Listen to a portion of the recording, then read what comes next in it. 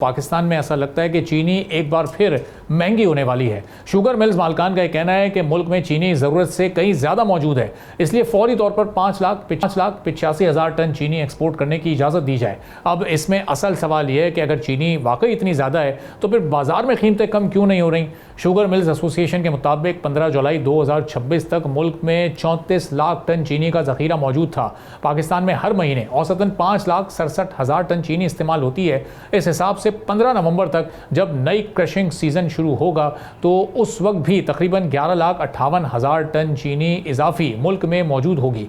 तो एसोसिएशन का भी सिलसिले में कहना है कि अगर ये इजाफी चीनी गोदामों में पड़ी रही तो मिल्स के पास नए गन्ने की फसल खरीदने के लिए सरमाया ही नहीं होगा। इसका मतलब ये होगा कि किसानों को अदायगी में देर होगी। इस तरह गन्ने की कीमत मुतासिर होगी और फिर आइंदा सीज़न में किसान गन्ने की काश्त कम कर सकते हैं। यानी मिल्स मालकान सीधा हुकूमत पर अगले सीज़न की फसल आने से पहले ही दबाव डाल रहे हैं और बहाना किया जा रहा है कि किसानों की अदायगियों को लेकर। अब शुगर मिल्स एसोसिएशन का कहना है कि गुज़िश्ता 2 बरसों में किसानों को बर वक्त अदायगियाँ मिलने की वजह से उन्होंने बेहतर इक़साम का गन्ना काश्त किया, जिससे फ़ी एकड़ पैदावार और चीनी की रिकवरी दोनों में इजाफा हुआ। अगर अब एक्सपोर्ट की इजाज़त ना मिली तो ये सिलसिला रुक सकता है।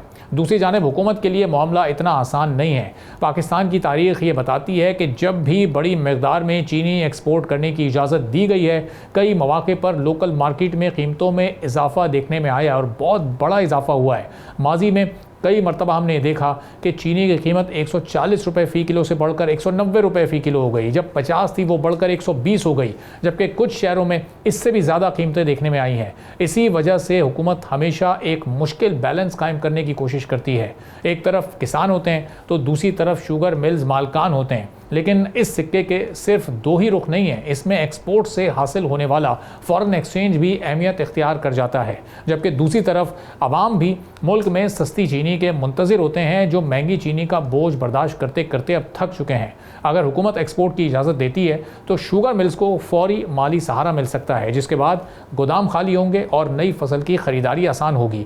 और इस सब में हुकूमत पर ज़र मुबादला के ज़खायर को बढ़ाने का टारगेट भी मौजूद है, जो IMF प्रोग्राम की एक अहम शर्त भी है। लेकिन अगर एक्सपोर्ट मुनासिब निगरानी के बगैर हुई और लोकल सप्लाई कम हो गई तो कीमतों में इजाफे का खदशा भी मौजूद रहेगा, जो माजी में होता चला आया है। अब इस पर एक्सपर्ट का ख्याल है कि इस बार फैसला सिर्फ इजाफी स्टॉक देखकर नहीं, बल्कि मार्केट में हकीकी दस्तयाबी के साथ स्ट्रेटेजिक ज़खायर और कीमतों की मुसलसल निगरानी को सामने रख कर करना होगा।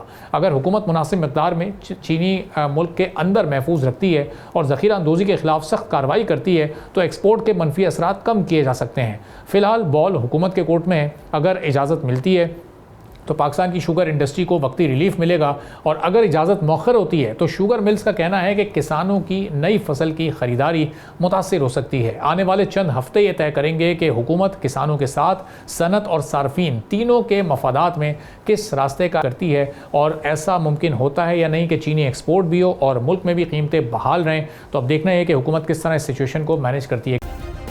सब्सक्राइब करें और बेल दबाएं ताकि कोई खबर रह न जाए।